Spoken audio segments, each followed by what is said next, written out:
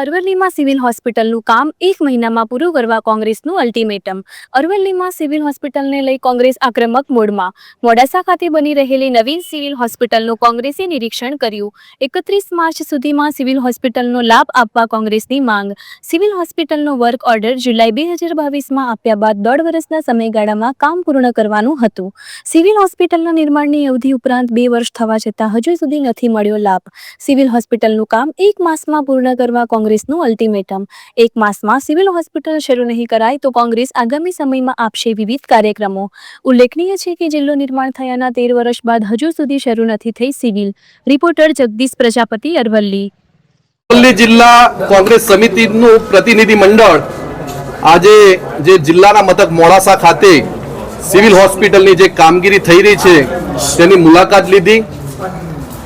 હું આ લોકોને જણાવવા માંગુ છું કે અરવલ્લી જિલ્લાની સિવિલ 13/7/2022ના રોજ વર્ક ઓર્ડર આપ્યો અને એ કામગીરી માત્ર 1.5 મહિનાના સમયગાળા 1.5 વર્ષની અંદર પૂર્ણ કરવાની હતી।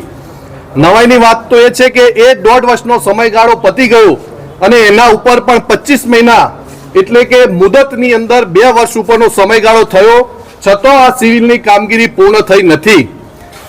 અગાઉ પણ જ્યારે આ સિવિલ મંજૂર થઈ ત્યારે પણ જમીનના અભાવે 2-3 વર્ષ એમને બહાર કાઢી દેવામાં આવ્યા હતા। આ જિલ્લાની અંદર ખૂબ ગરીબ લોકો, આદિવાસી લોકો અને બક્ષીપત સમાજ સહિતના લોકો, મધ્યમ વર્ગના લોકો છે ત્યારે જે સિવિલની સુવિધા છેલ્લા 11 વર્ષ આ જિલ્લાને જુદો પડવા છતાં સિવિલને જે નથી થયો એના કારણે લોકોમાં પણ ભારો આક્રોશ છે। આજે પણ જ્યારે અમે મુલાકાત કરી ત્યારે અમને એવું કહેવામાં આવ્યું કે હજુ પણ 1 મહિનાનો સમયગાળો લાગશે। ત્યારે અમે સરકારના વહીવટી તંત્રને જણાવવા માંગીએ છીએ કે આ સિવિલ હોસ્પિટલ તમે ઝડપથી કામગીરી પૂર્ણ કરાવો।